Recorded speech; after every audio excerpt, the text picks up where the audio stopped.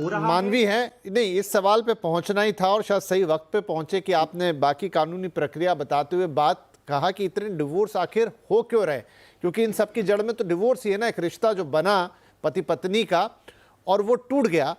मानवी, एक महिला का इंडिपेंडेंट होना या समाज में बदलाव, विचार अब बहुत ओपन हो गए हैं, अब कोई किसी को सहन नहीं करता, मतलब ज़रूरी नहीं है कि प्रताड़ना ही हो हर जगह। डिवोर्स तो यहाँ पर आजकल ऐसे भी हो रहे हैं कि भाई नहीं समझ में आ रहा हम दोनों को एक दूसरे का कामकाज, उसमें दो लोग झगड़ रहे हों ऐसा ज़रूरी नहीं है, या दो लोग एक दूसरे के साथ कुछ हिंसा कर रहे हों ऐसा ज़रूरी नहीं है। बहुत मामूली मामूली सी चीज़ों पर भी लोग आजकल अलग हो रहे हैं। अब उसके पीछे एक बड़ा ताना बाना है समाज का, बदलती चीज़ों का, लेकिन फिर भी हम समझना चाहेंगे कि मोटे तौर पर आप चूंकि एक सेल्फ डेवलपमेंट कोच हैं, क्या वजह मानती हैं कि रिश्ते अब टिक नहीं रहे, जो खास तौर पे पति पत्नी का रिश्ता है, जो शादी है जिसपे ये पूरा भारतीय समाज टिका हुआ है, क्यों इतना फ्रेजाइल हो गया है इस वक्त में?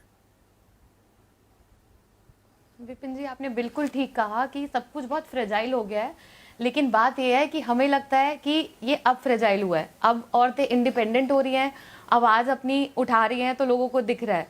डिवोर्स पहले भी इतने सालों से, 30 साल, 40 साल, 50 साल से हमने देखा है हमारे परिवारों में कुछ कपल्स ऐसे हैं जो डिवोर्स की तरह ही रह रहे हैं, लेकिन सिर्फ एक औरत उस घर में इसलिए रह रही है क्योंकि वो इंडिपेंडेंट नहीं है। और आज की औरतें, मैं खुद कोच हूँ एक, और मैंने आज तक कभी किसी पब्लिक प्लेटफॉर्म पे बोला नहीं, मैं खुद डिवोर्स्ड हूँ और मैं इंडिपेंडेंट हूँ, मैं खुद अर्न कर सकती हूँ, इसलिए मैंने एलिमनी नहीं ली। और रही बात रिलेशनशिप्स, आजकल चल नहीं रहे हैं, रिलेशनशिप्स पहले भी नहीं चलते थे। फर्क सिर्फ इतना है कि आज की लड़कियों को बोलना, अपना हक समझना आ गया है, क्योंकि जो हमारे पेरेंट्स ने झेला है वो हमें आगे वो पास नहीं करना चाहते। और रही बात, हमने रिलेशनशिप्स को, डिवोर्स को ये सोच के कि मामूली रीजंस पे भी वो मामूली है या मेजर रीजन है, ये डिसाइड करने वाले हम कोई नहीं होते। क्या पता किसी के लिए एक मामूली रीजन उस इंसान के लिए बहुत बड़ा रीजन हो। एज अ कोच मैंने बहुत सारी लड़कियां, specially I am a coach for women, मैंने देखा है कि 10 साल की शादी में आप इतना सफर कर चुके हो कि आपकी मेंटल हेल्थ इतनी खराब हो गई है कि अब आप काम करने लायक ही नहीं रहे हो। और जब आप काम करने लायक नहीं रहे हो तो आप अपने लिए कैसे इंडिपेंडेंट होगे, आप काम कैसे करोगे? और फिर भी औरतें हैं जो बिना एलिमनी के निकलना पसंद करेंगी और अपनी लाइफ चूज करेंगी। इसको आप ये कह लो कि इंडिपेंडेंट है या आजकल ज्यादा ट्रेंडी है इसीलिए वो अपने आप को चुन रही है, तो ये बिल्कुल गलत होगा। और आपने इंट्रोडक्शन में एक बात बहुत अच्छी कही थी कि हमें फायदा नहीं उठाना चाहिए, बिल्कुल नहीं उठाना चाहिए। ये आदमी और औरत की बात ही नहीं है कि हमें उस आदमी के उस सोसाइटल स्टेटस, उस फाइनेंशियल स्टेटस पे जाना चाहिए जिस टाइम उसकी शादी हुई थी। बट क्या आप एक बात बताइए, 10 साल की शादी के बाद क्या उस औरत का हेल्थ स्टेटस वही रहता है जो उसका 10 साल पहले था? उसकी जिंदगी के जो 10 साल चले गए, उसने अपनी पढ़ाई छोड़ दी अपनी फैमिली के लिए, उसकी हेल्थ खराब हो गई, या उसने अपने पे ध्यान नहीं दिया, उसने फैमिली को प्रायोरिटी दी, उसने ऑफ कोर्स एक बेबी होने के बाद, एक मदर बनने के बाद बॉडी में बहुत चेंजेस होते हैं, तो क्या वो 10 साल की कोई वैल्यू नहीं है? अब आप कहेंगे कि औरतें क्या उस चीज की वैल्यू लगा के पैसे ले रही हैं? नहीं, उस जिंदगी को दोबारा खड़े होने के लिए, अपने आप को खड़ा करने के लिए उनका ये राइट है कि उनको ये मिलना चाहिए। But at the same time कुछ 2, 4, 5 केसेस की वजह से हमें लगता है कि आजकल औरतें अपने राइट्स का फायदा उठा रही हैं आदमियों के साथ। अभी मैम ने बोला था कि आदमियों, सिर्फ औरतें बेचारी नहीं हैं, आदमी भी बेचारे हैं। और लेकिन कितने आदमी बेचारे हैं? आप डेटा निकालिए कि हमारी पॉपुलेशन की कितनी सारी औरतें जो इतना सब कुछ अब्यूज सह रही हैं, वो कौन सी क्लास से बिलोंग करती हैं? क्या वो पढ़ी लिखी हैं? ये लॉ सबके लिए बनाए गए हैं, और अगर कोई लॉ का मिसयूज हो रहा है तो इसमें सारी औरतों की गलती नहीं है।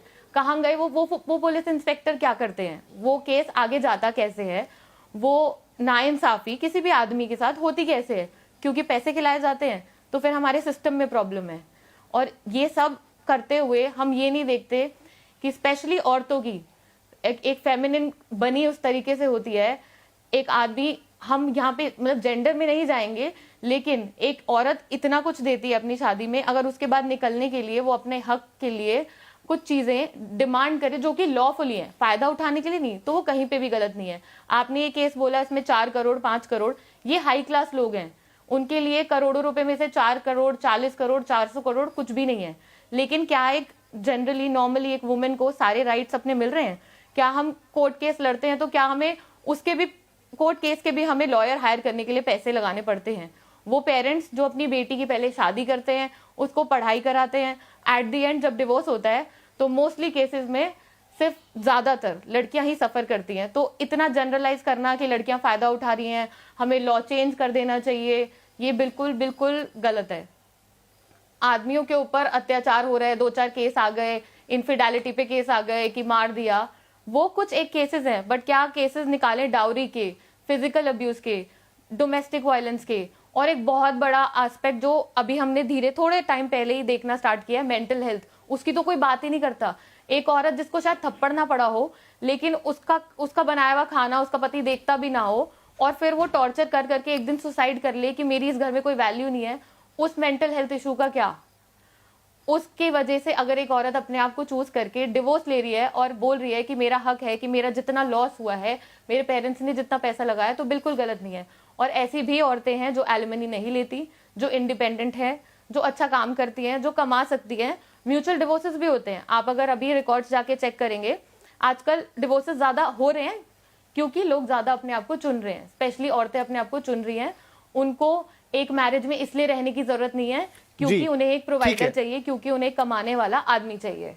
नहीं नहीं, आपकी बात बिल्कुल सही है। अगेन, जैसे मैंने रंजना जी की बातों पे कहा था, मैं आपकी भी सारी बातों से सहमत हूँ। ब्रेक लूं उससे पहले एक छोटा सा जवाब दीपिका।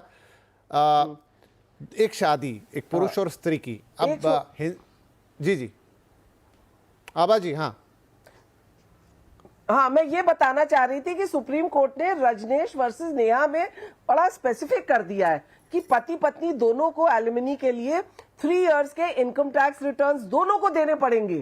दोनों को अपने 3 साल के इनकम टैक्स रिटर्न्स, उनपे क्या मूवेबल इमूवेबल प्रॉपर्टी है, मतलब एफडीज है, उनपे क्या घर है, क्या एसेट्स है, वो देने के बाद उसके बाद ही कोर्ट डिसाइड करेगा कि पत्नी को दिया जाएगा या पति को दिया जाएगा, या पत्नी सक्षम है उसको नहीं दिया जाएगा, शादी से बच्चे हैं तो सिर्फ बच्चों की स्कूल की फीस दी जाएगी।